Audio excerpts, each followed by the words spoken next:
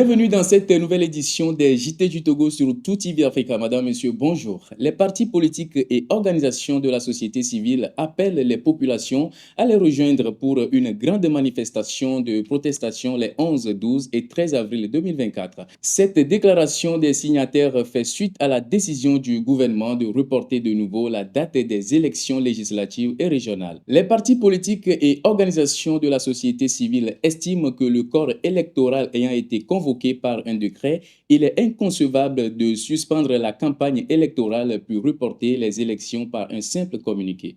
Ils prétendent également qu'une Assemblée nationale dont le mandat a expiré depuis des mois n'est ni juridiquement habilitée à réécrire une nouvelle constitution, ni procéder à des consultations en vue d'une nouvelle délibération. Ainsi, les signataires considèrent que le processus électoral engagé suit son cours et demandent aux candidats de poursuivre la campagne électorale sur toute l'étendue du territoire national. Depuis le début de l'année 2024, le Togo fait face à une crise énergétique marquée par des coupures électriques fréquentes dans la capitale Lomé et d'autres villes du pays. La ministre de l'Énergie, Mila Aziablé, après plusieurs mois de silence, s'est finalement prononcée sur le sujet. Selon la ministre, cette crise découle d'une pénurie d'approvisionnement en gaz naturel, un problème qui sévit depuis le début de l'année et qui affecte le Togo, le Bénin et le Ghana. La demande en gaz naturel au Togo est estimée à 35 000 mégabits par jour, mais les fournitures sont souvent insuffisantes, voire inexistantes,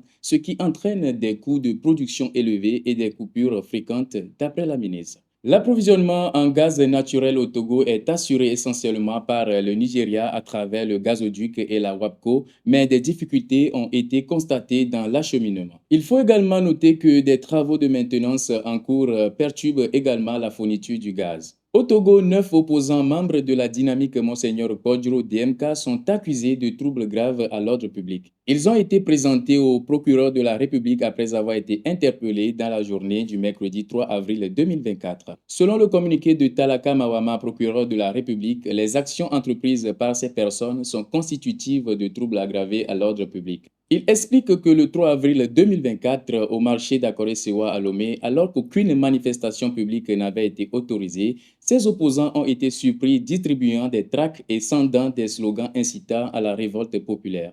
Le mercredi 3 avril 2024, un groupe de manifestants a été surpris distribuant des tracts et scandant des slogans incitant à la révolte populaire au marché d'Akore-Sewa à Lomé. Ces individus, se réclamant d'une organisation appelée Urgence républicaine UR, appelaient à l'arrêt immédiat du processus électoral en cours. Ils appellent également à l'organisation des assises inclusives nationales, à l'ouverture d'une transition politique devant aboutir à la refondation éthique du Togo, précise le communiqué. Le procureur a également fait savoir qu'une enquête judiciaire a été immédiatement ouverte contre les mises en cause et est confiée au service central de recherche et d'investigation criminelle de la Gendarmerie nationale. Les actions entreprises par ces personnes sont constitutives de troubles aggravés à l'ordre public au sens des articles 495 et 496 du nouveau code pénal, a-t-il indiqué. Plusieurs organisations de la société civile appellent à libérer le journaliste Apollinaire Mewenemesse, directeur de publication du journal La Dépêche. Âgé de 71 ans, il a été placé sous mandat de dépôt par le doyen des juges d'instruction jeudi dernier, le 28 mars 2024. On ne peut pas utiliser les dispositions du code pénal pour les appliquer à un journaliste alors qu'il y a le code de la presse. Nous avons à l'esprit qu'au Togo et à l'espace de quelques mois seulement, des journalistes ont été arrêtés. Et la plupart du temps, les infractions qu'on leur met en charge sont des infractions d'apologie du crime, d'atteinte à l'honneur, d'offense au chef de l'État. Dès que vous élevez la voix, que cette voix est critique, vous faites l'objet de poursuites. Ces pratiques doivent cesser parce que la liberté de presse, la liberté d'expression est un droit garanti par la Constitution togolaise, a laissé entendre le maître Raphaël Pandé Adjaré, président du mouvement MCM.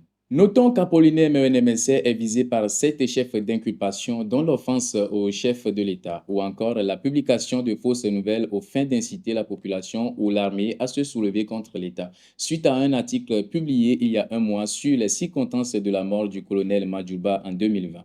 La haute autorité de l'audiovisuel et de la communication, HAC, a déjà suspendu le journal pour 3 mois. C'était tout pour cette édition. Merci d'être resté avec nous. Nous sommes en continu sur nos différentes plateformes et sur notre site d'information, le www.toutafrica.com.